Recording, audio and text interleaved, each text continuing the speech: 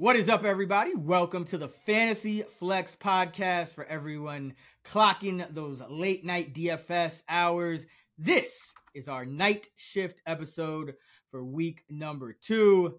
We are going to break down the Sunday night football and Monday night football DFS slates, and we have not one, but 2 Monday night football games this weekend. Usually have those in week 1, but they switched it up, so we got the doubleheader here in week 2. If you haven't yet, be sure to check out our new player projections episode with myself, Chris Raybon, and Sean Kerner over on the Action Network podcast, and our fantasy preview of the main slate right here on this channel. Kerner, what is going on? What's up? Excited to have the extra Monday Night Football game for us to talk about. Any idea why they moved it to week 2? Or is one of these games like at a neutral site or something that I don't know about? I'm not sure exactly. I was wondering that too, but it's possible they just wanted to have maximum exposure for that Bills Jets game, because that is it was supposed to be and it did live up to the hype. It turned out to be a different way than you expected. Yeah. But maybe that was it. I don't know. But this should be an interesting one. But they do overlap. That's the only thing. So you have the Saints game starting first. That's at 7:15 Eastern, and that would be on ABC, I believe it is. And then you get the 8:15 game is the Steelers and the Browns, and that's on ESPN. So there is some overlap, but should be. The hour delay usually gets to halftime in the first game, and you can still watch the second one. So I should still be able to watch most of them in real time, or you can double box it. But before we get to those, we have a Sunday night football matchup. Should be a pretty good one. Miami going to New England to take on the Patriots. The line is 3. Saw 3.5 briefly, kind of moving back and forth. I saw it. I think it popped up. It probably went away again. But I saw it there briefly. The total is 47, 46.5, 47. It's been rising. Tua threw for 466 yards in week 1. He's up to second in MVP voting. And this is a matchup with the third biggest luck gap here. So you have the New England Patriots as a very unlucky team. 114% is the luck gap. Talk to me about the Patriots and their luck.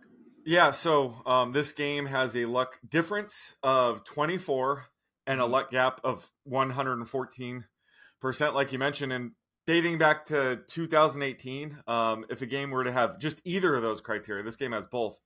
The unlucky team, so in this case that would be the Patriots, went 96-54 against the spread, and a lot of that just has to do with the Patriots were the unluckiest team in week 1. The Dolphins were like the 8th luckiest, so they were more middle of the pack, and I still like them going forward. But the Patriots, they got off to that rough start, going down 16-0, I believe it was. Mac Jones threw that pick 6, and then the very next play on the next drive they fumbled it away. The Patriots outgained the Eagles 382-251. They had 3 drives, resulted in turnover and downs. 2 were inside the Eagles. They were in the red zone. So this was just a game the Pats probably should have won. It was definitely unlucky they didn't cover the spread, but this is definitely just banking on the Patriots, bouncing back in terms of luck in week 2. Yeah, and the Dolphins, if we could all be so lucky to face the Chargers defense. Yeah, no kidding. Between that game and the last playoff game that the Chargers played, the last half of their last 6 quarters. Last 6 quarters, yeah, exactly. Man. Oh, man. But either way, it should be a great matchup because, last week the Dolphins, it was, okay, what are they going to do to counter what Brandon Staley did? Probably the Chargers' best defensive performance came against the Dolphins. I was at that game. Tua was just flummoxed, and they kind of fixed some things. I think started playing like CFL rules with Tyreek Hill, have him get that running start. Yeah. But if there's anyone that's going to be able to counter, it's Bill Belichick. I'd put him pretty high on the list. This Patriot defense a positionless one. That's what he's trying to build anyway. So I like this matchup. I think it's going to be fascinating. As far as the captain spot, who are you expecting to have a freak performance in week 1? I'm going to go week 2. Well, yeah, week 2. Wow, it's happened so fast. I'm going to go with Ramondre Stevenson here, just because I think he could be under the radar. He's coming off a pretty bad week 1 where he was actually outrushed by Zeke despite having nearly twice as many carries. But the underlying usage was there. He saw 60% of the rush attempts. He had a 60% routes run rate.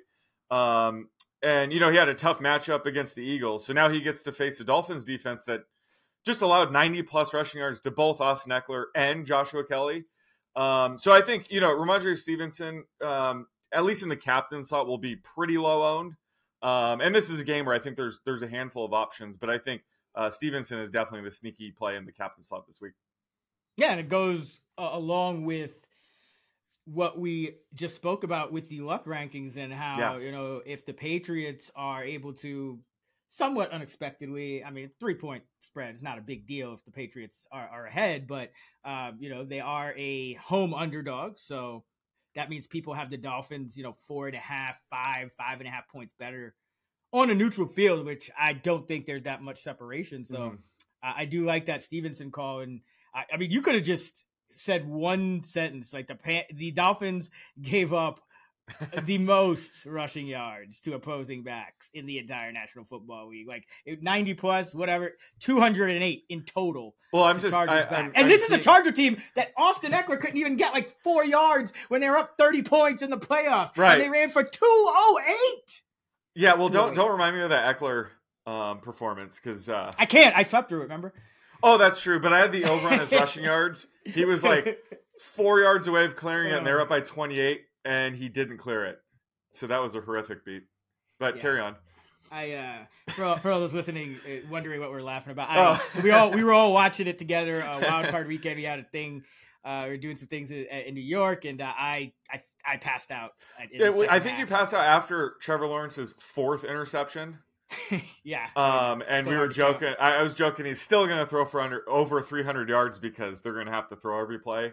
And we were arguing about it, and then he just passed out the rest of the game. I think he woke up at the very end, though. Yeah, I did. But missed some things there. I had to go back and rewatch that one. But for me, my captain, I'm not gonna get too fancy here. I love Tyreek Hill here. I think all the other offense for the Dolphins, aside from a couple of things, are going to be a lot harder to come by against this Patriot defense. Tyreek Hill, though, he's a freak for a reason. He's just really difficult to cover. And you look at this Patriot defense, it's still playing a high rate of man coverage, 3rd most in week 1. Tyreek led the Dolphins with 7 yards per route against man coverage in week 1. But he also led the Dolphins in all categories against man coverage last season, and about a yard more per route than Jalen Waddle against man coverage. He was targeted on 26% of his routes against the Patriots last season, 6 catches, 75 yards, and also scored a rushing touchdown. And Waddle was just targeted 9 of 67 routes, just 13%. So I do think there is, a bit of separation here between the two. And Tyreek, for good measure, he's tied for the NFL lead in red zone targets with 4, red zone catches with 3, inside the 10 targets with 3, inside the 10 catches with 3. And, he leads the NFL in air yards with 236, 69 more than any other human being in the National Football League through 1 week of the season. Love me some Tyreek. He's going to be the guy that the Patriots, I just think, are not going to have an answer for. Yeah, and they're probably going to be extreme pass heavy again this week. Mostert's already missing practice, so if he's banged up or misses, I'm going to talk about him. Okay, so I got a contrarian angle on that. I hate getting ahead of myself here. Yeah. But let's. I'm going to talk about him, but let's give me your value plays first, and then I'll talk about most. So for the Patriots side, I'm going away from my Stevenson captain play here and going with Zeke Elliott. He looked pretty good in week 1, and he could command more touches going forward. And the reason I mentioned the Dolphins allowed 2 running backs to get over 90 plus yards is because I'm kind of implying that Zeke could have a good game as well. I don't think I'm going to get that crazy and play Stevenson and Zeke in the same lineup, but certainly I'm going to have shares of both. And then on the Dolphins side, I actually like Braxton Berrios here. He and River Craycraft had like similar lines last week. Berrios caught 3 passes for 42 yards. Craycraft 3 catches for 40 yards, but he also had a touchdown. But Berrios ran nearly twice as many routes as Craycraft, so it's pretty clear Berrios is the number 3 receiver for now, at least. So I think he might be overlooked because of the week 1 box score. But I do like Berrios here because I do think they're still going to be able to move the ball through the air. And Berrios, could be a good cheap option here. Yeah, 63% of the routes for Berrios in week 1, 33% for River Craycraft. Both caught 3 balls over 40 plus yards, and yeah, Craycraft got that touchdown. For value plays, so I'll start with Mostert since you mentioned him. So what I'm hearing is this is just a maintenance day. That was just, missing practice. That was maintenance. He'll be fine. Veterans Day. And I actually like him because of that, because I think people aren't really going to be too prepared to play him because you're going to see him with the injury tag and the missing practice. But I actually think they're resting him because he's going to be in for potentially a pretty big workload. Miami had 45 passes and just 13 rushes. I do think they want to be a little more balanced this week. And on the other side, New England, after Miami puts up nearly 500 yards through the air, I think New England's going to be a little more willing to concede the run. And, it's not going to be the same game plan they went into Philly with, or, Philly came into their house with, but, went up against Philly with, where you really have to guard Philly and that run game first and foremost. Whereas this Dolphin offense, it's clear that, you have to protect against the pass at all costs here. So I do like Mostert. I think that injury is going to keep people off of him. He was Miami's leading receiver over Tyreek Hill and the like in week 16 against the Patriots last year. 8 targets, 8 catches, 62 yards and a touch. Also 29 yards on 9 carries on the ground. He scored in week 1 as well, played 73% of the snaps. So I like Mostert as a mid-range play here. And on the other side, Kendrick Bourne, baby, he's back out of the doghouse. After really bad year last year, but he had a really good year in Mac Jones' rookie year. Mac Jones clearly trusts Kendrick Bourne more than any other Patriots receiver. You're kind of seeing Mac Jones' rookie habits take shape again, right? Like, who are the guys he trusted his rookie year? Kendrick Bourne, Hunter Henry. Who did you see make noise in week 1? Kendrick Bourne and Hunter Henry. So Bourne led all New England skill players with a 91% snap rate. He led all New England wide receivers with 56 routes and a 93% route participation rate. The next highest was Kayshon Boutte with 72%. So a big gap there where Bourne was clearly the number 1 receiver. So even if Devontae Parker comes back, I think Bourne continues to be that number 1 receiver. Juju Smith-Schuster was benched already. And I'm hearing that it was not an injury per se. He has been struggling with an injury all camp, but I'm hearing that the Patriots just don't believe he's one of their top 3 receivers right now.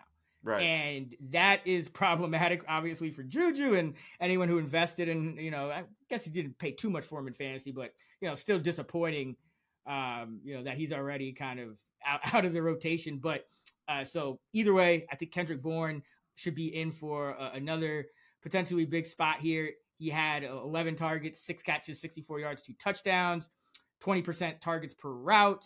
And he was the only New England pass catcher with multiple red zone targets last week, which is big because Mac Jones threw the ball nearly 60 times. And by the way, Bourne caught both of his red zone targets for 30 yards and 2 touchdowns. So he leads the NFL in red zone touchdowns as well. So yes, he will regress, but clearly the guy to own, I think, in this New England pass catcher corps. But there is some intrigue all around with Juju kind of falling out of the rotation and Parker hurt a lot. This is one of the most interesting developments, I think, in fantasy, because you have Mac Jones, a high volume guy. You got the guys we thought were going to be the top 2, Parker and Juju, potentially might not be, because Parker, I mean, I don't know, he hasn't looked that great in like years now. So we could have these young guys. So I know you like some of these young guys. So talk to me about your dart throw. So for my first dart throw, we have to go with the fullback on this slate.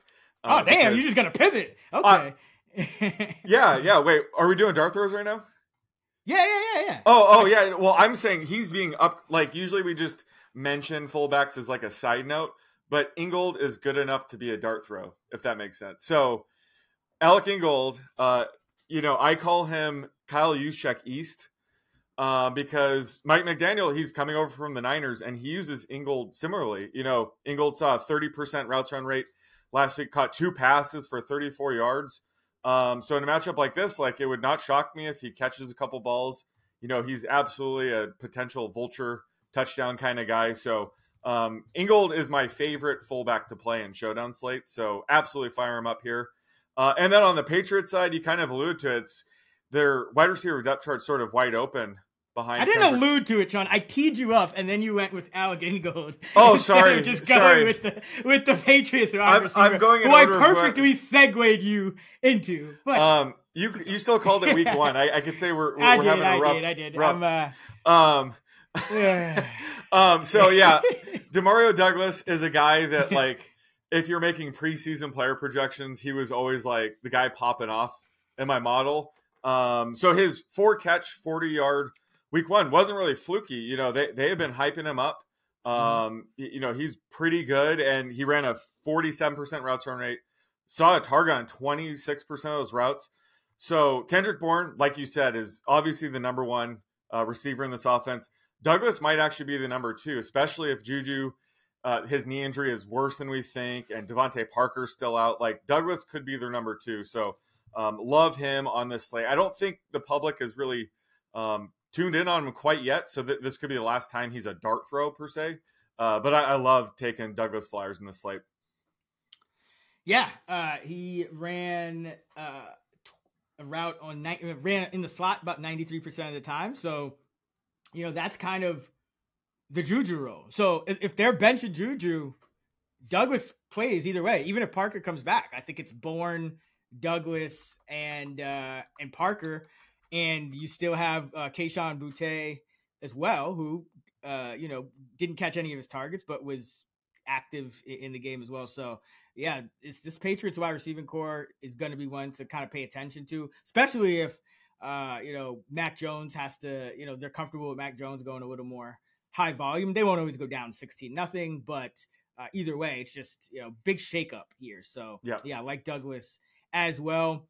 For my dart throw, here's a guy I really love that I didn't know for sure if his preseason usage was going to carry over, but I've been kind of waiting for them to unleash him, and that's Eric Ezukanma. And he, sure enough, he has potential to morph into like a poor man's Deebo Samuel type role for this offense, because you still have Jeff Wilson on IR, the other backs behind Mostert, A-Chain is still kind of progressing, coming back from an injury. He's a rookie.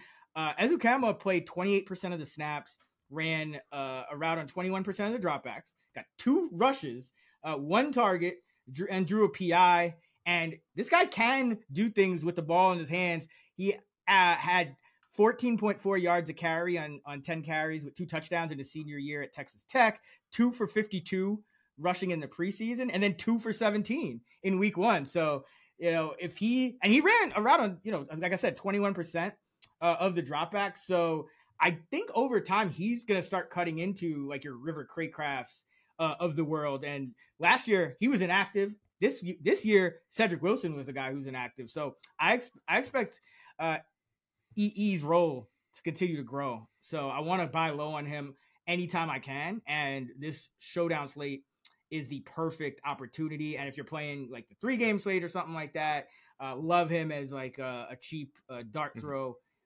as well. Just I think this is a guy who can bust off a big play that people really are not. People probably don't even.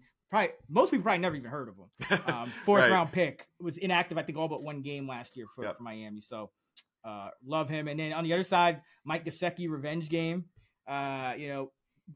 did not play one inline snap in his Patriots debut. So not that he was ever a big inline player, but you called it last year. It was like, this dude's going to have a bad season because, he can't really play in line, but he still played over a quarter of his snaps in line. This year, he's essentially just another receiver. So, he ran around on 42% of the dropbacks, caught 3 passes for 36 now. High volume game for Mac Jones, but revenge game narrative, another receiver, and he's kind of flying under the radar with Hunter Henry usurping him.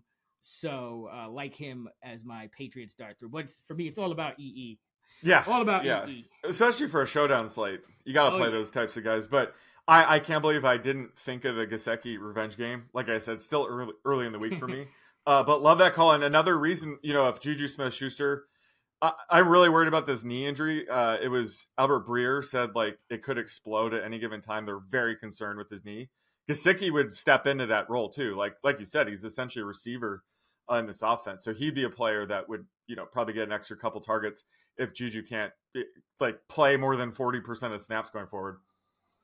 Yeah, something's up with Juju. And I almost wonder if that week was, they're kind of talking about the knee. I almost wonder if it's just because, again, I'm hearing that he just hasn't been good. And I'm wondering if they kind of leaked that to soften the blow and kind of blame it on an injury because he hasn't been right for over a half season now. Remember, you and I were just trying to figure out what went wrong with him down the stretch last year with the Chiefs. And, he had a couple of big games here and there because you do that with Patrick Mahomes as your quarterback and you're, a starting receiver on that team. But he has not been right since the early part of last year. And even that was brief. He's got hurt a couple of times at Pittsburgh. He's one of these guys. I mean, maybe he just peaked early in his career. And